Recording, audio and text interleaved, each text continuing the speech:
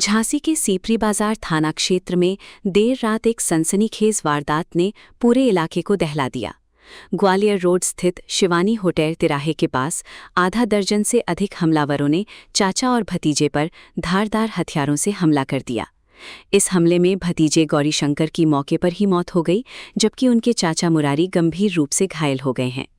घायल चाचा का इलाज झांसी मेडिकल कॉलेज में चल रहा है, जहां उनकी हालत नाजुक बताई जा रही है। घटना के बाद इलाके में तनाव का माहौल है।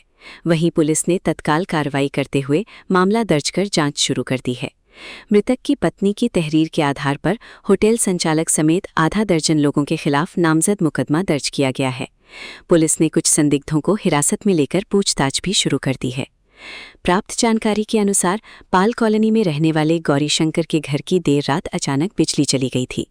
बिजली आपूर्ति बाधित होने के बाद गौरीशंकर अपने चाचा मुरारी के साथ ग्वालियर रोड स्थित शिवानी होटल के पास लगे बिजली ट्रांसफार्मर डीपी पर लाइट ठीक कराने पहुंचे थे। इसी दौरान वहां पहले से मौजूद होटल शिवानी के मालिक आनंद और उसके साथियों से उनकी पुरानी रंजिश को लेकर कहासुनी शुरू हो गई। शुरुआत में ये विवाद मामूली नोकझोंक जैसा था, लेकिन कुछ ही पलों में ये विवाद इतना बढ़ गया कि स्थिति पूरी तरह बेकाबू हो गई। प्रत्यक्षदर्शियों और प्रारंभिक पुलिस जांच के मुताबिक विवाद बढ़ने के बाद हमलावरों ने अचानक धारदार हथियारों से हमला कर दिया। तलवार और फरसा जैसे हथियारों से गौरीशंकर और उनके चाचा मुरारी पर ताबड़तोड़ वार किए गए।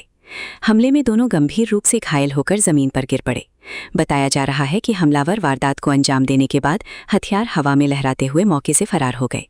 अचानक हुई इस घटना से आसपास के इलाके में अफरा तफरी मच गई और लोग दहशत में आ गए।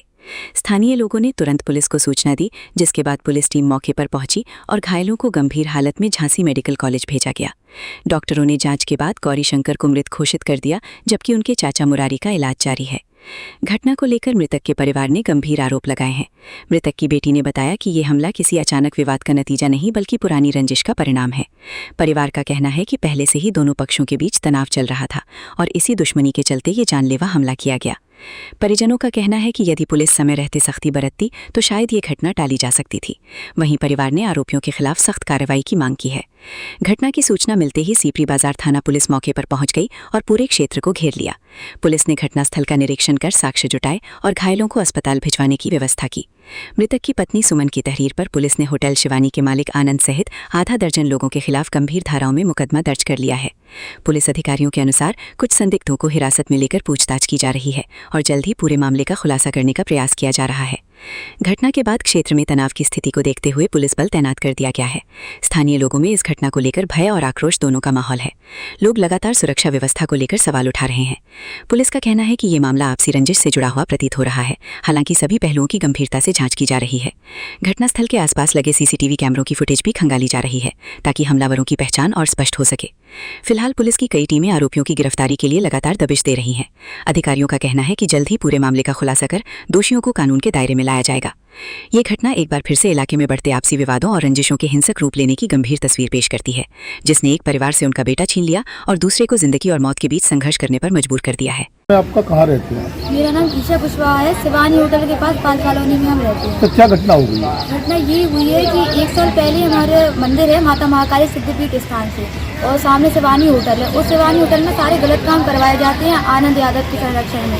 तो उस गलत काम के लड़कीबाजी, दारू पिलाना, जुआ, ये सब गलत काम होते हैं और हम मंदिर में हैं तो हम इस चीज़ का विरोध करते हैं। इस चीज़ का विरोध मेरे जो पिताजी हैं वो कर रहे थे। इस चीज़ का विरोध तो 1 साल पहले उन्हें मारपीट की गई थी, मामला शांत हो गया था।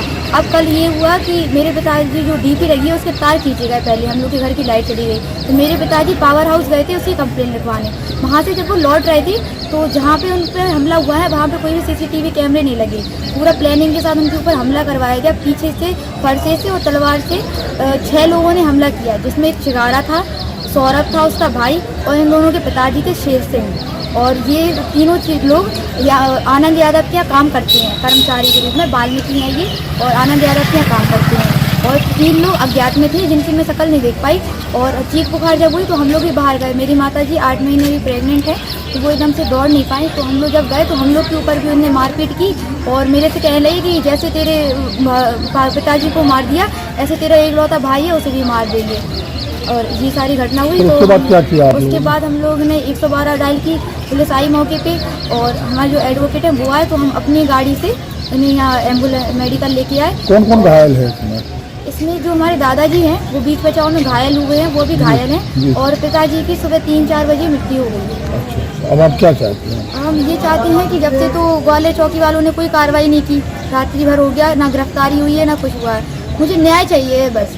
मेरे पिताजी को मुझे बहुत भरोसा था, जब तक मैं उन्हें न्याय नहीं दिला दूंगी मैं शांत नहीं बैठूंगी।